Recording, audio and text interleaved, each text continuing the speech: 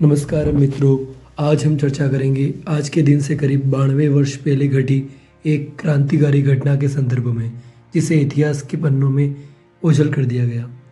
ये बात है स्टीवेंस को यमलोक पहुंचाने वाली वीर बालिकाएं शांति घोष और सोनिति चौधरी की।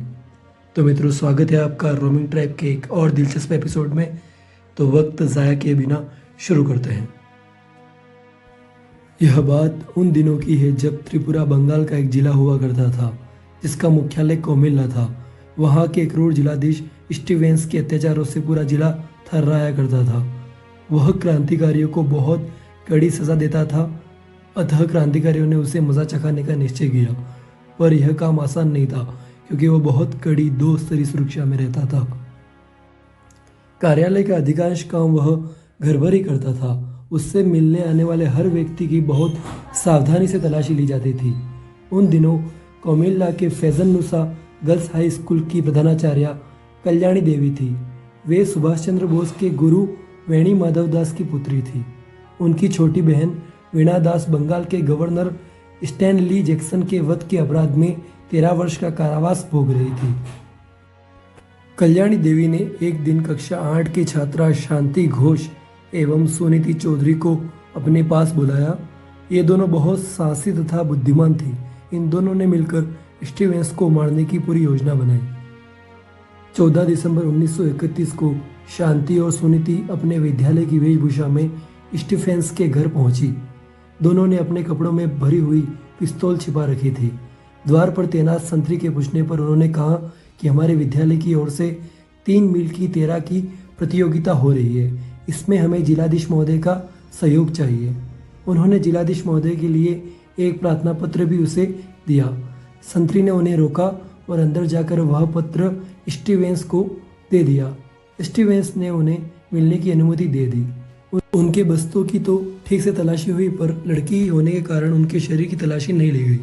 अंदर जाकर दोनों ने जिलाधीश का अभिवादन कर उनसे यह आदेश करने को कहा कि तैराकी प्रतियोगिता के समय नाव, स्टीमर, मोटरबोट आदि नदी से न निकले, जिससे प्रतियोगिता ठीक से संपन्न हो जाए।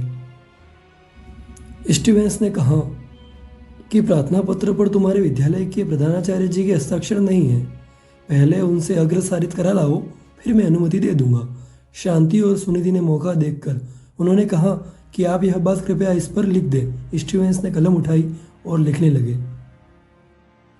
इसी समय दोनों ने अपने कपड़ों में छिपी पिस्तौल निकाली और स्टीवेंस पर गोलियां दाग दी। गोली की आवाज़ सुनते ही बाहर खड़े संतरी और कार्यालय में बैठे लिपिक आदि अंदर दौड़े, पर तब तक तो स्टीवेंस का काम तमाम हो चुका था। सबने मिलकर दोनों बालिकाओं को पकड़ लिया। सब लोग डर से कांप रहे थे, पर शांति और सुनिधि अपने लक्ष्य की सफलता पर प्रसन्न थी। दोनों को न्यायालय में प्रस्तुत किया गया। शांति उस समय 14 तथा सुनिधि 14.5 वर्ष की थी। अवयस्क होने के कारण उन्हें फांसी तो नहीं दी गई, परंतु उन्हें आजीवन काले पानी की सजा देकर अंडमान की सेलुलर जेल में भेज दिया गया। इस प्रकार दोनों वीर बालिकाओं ने अपनी युवावस्था के सपनों की बलि देकर क्रांतिकारी युग में अपना अमूल्य योगदान दिया।